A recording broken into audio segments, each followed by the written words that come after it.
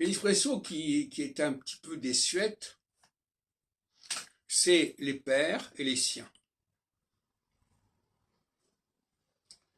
Les pairs et les siens, ça veut dire des gens qui sont du même groupe que nous, quelque part.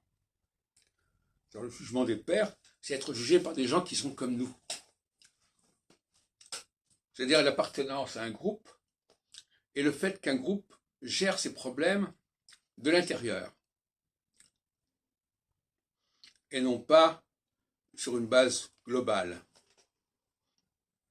En phase équinoxiale, ce sont des concepts qui reviennent fortement. On ne veut pas être jugé sur les critères abstraits, généraux. On veut être jugé selon la spécificité du groupe auquel on appartient. Donc par les siens, par les pairs. Et il y a une logique à cela qui en ressort, c'est que chaque groupe doit se donner, doit recruter en son propre sein les meilleurs éléments.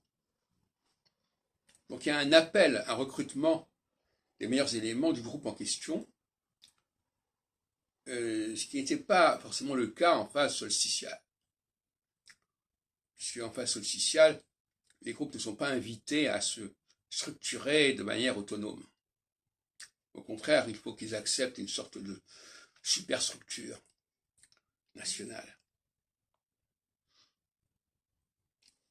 Et la phase équinoxiale dans laquelle nous sommes, d'entrée, devrait normalement conduire à ce que chaque ensemble, chaque groupe recrute les meilleurs en son sein, les meilleurs éléments. Se dote des représentants les plus doués et les plus puissants pour incarner le groupe en question. À ce propos, je vais revenir sur l'année 1966, qui correspond à une phase équinoxiale,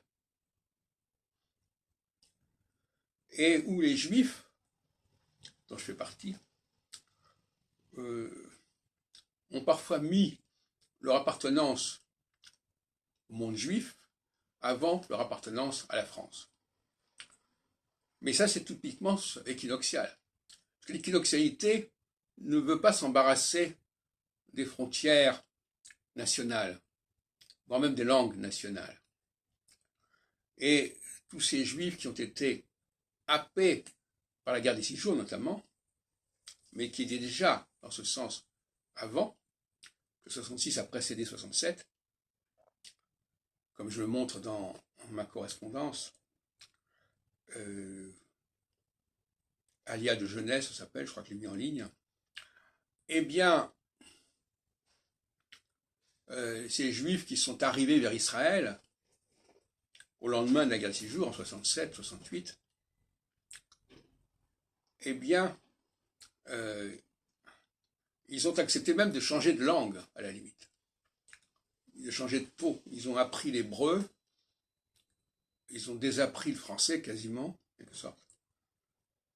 Et de toute façon, même quand ils étaient en France ou quand ils revenaient en France, ils voulaient se retrouver dans des endroits